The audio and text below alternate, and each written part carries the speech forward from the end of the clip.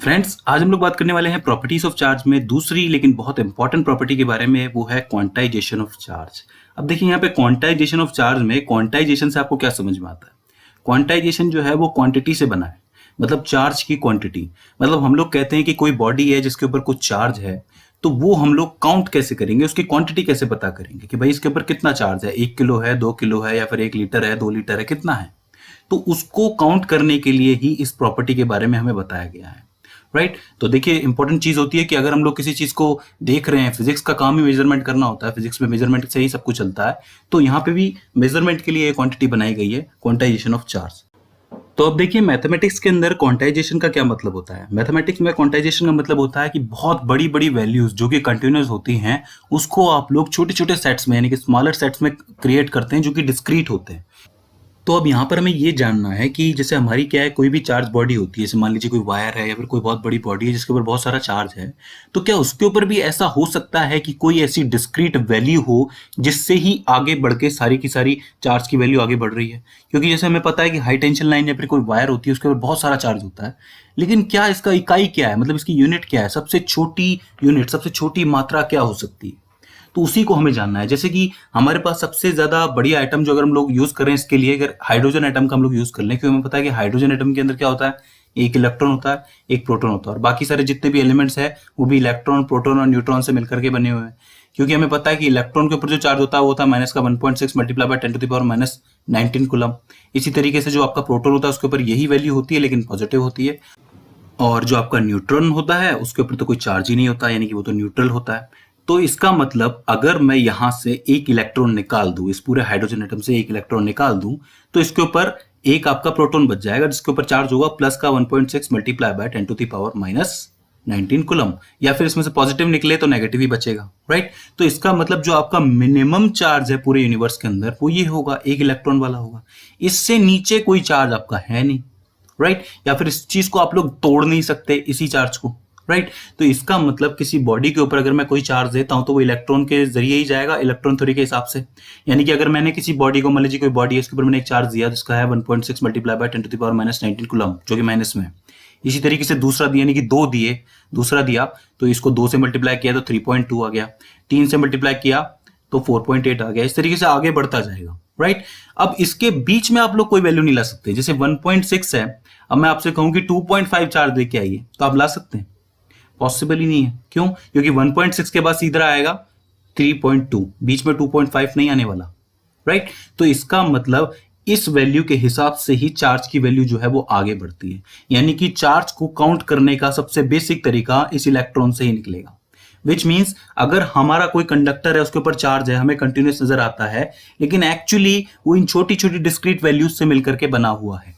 Right और charge को आप लोग वैसे ही काउंट करेंगे जैसे आप लोग नंबर्स काउंट करते हैं। राइट तो इसका मतलब क्वांटाइजेशन का जो फॉर्मूला होगा वो होगा Q इज इक्वल्स टू में NE, जहां पे N जो है वो होल नंबर है। और आपका होल नंबर क्या होता है? होल नंबर वो नंबर्स होते हैं जिसके अंदर माइनस के नंबर भी आते हैं, प्लस के भी आते हैं, लेकिन कोई भी फ्रैक्शन का नंबर नहीं आता। मतलब जैसे 1/2, 2/3, इस तरीके से डेसिमल वाले नंबर भी नहीं आते। अगर डेसिमल वाले नंबर आ गए तो दिक्कत हो जाएगी। कैसे हो जाएगी? जैसे कि अगर मैं आपसे कहूं कि इस बॉडी के अंदर मुझे माइनस का 2 कूलम का चार्ज चाहिए, तो इसका मतलब 2 मल्टीप्लाई बाय E। राइट लेकिन अगर मैं आपसे कहूं कि इसके अंदर 1.5 कूलम का चार्ज यानी 1.5 चाहिए मुझे, तो आप लोग 3/2 लिखेंगे, जो कि पॉसिबल नहीं है। आप इलेक्ट्रॉन को नहीं तोड़ सकते, इलेक्ट्रॉन टूटेगा तभी ये पॉसिबल है। और हमें पता है कि इलेक्ट्रॉन को अभी तक तोड़ा नहीं गया है, नहीं तोड़ा जा सकता। ये नहीं कह सकता कि आगे नहीं हो सकता ऐसा, लेकिन अभी तो नहीं हो सकता। अगर आगे आप में से कोई कर दे तो बात दूसरी है। राइट तो इसका मतलब ये हो गया कि आपका जो चार्ज है ये क्वांटाइजेशन के हिसाब से चलेगा, यानी कि N जो है आपका इंटीग्रल होगा जिसमें whole number multiply by E, और E जो है वो फंडामेंटल चार्ज कहलाएगा। तो Q इज इक्वल्स टू में NE। तो इसका मतलब मैं आपको एक बार सिंपल वर्ड्स में बता दूं कि आपके किसी भी बॉडी या फिर किसी भी कंडक्टर के ऊपर जो चार्ज है, जो कि कंटिन्यूस आपको नजर आ रहा है इस तरीके से, एक्चुअली वो कुछ इस तरीके से दिखता है।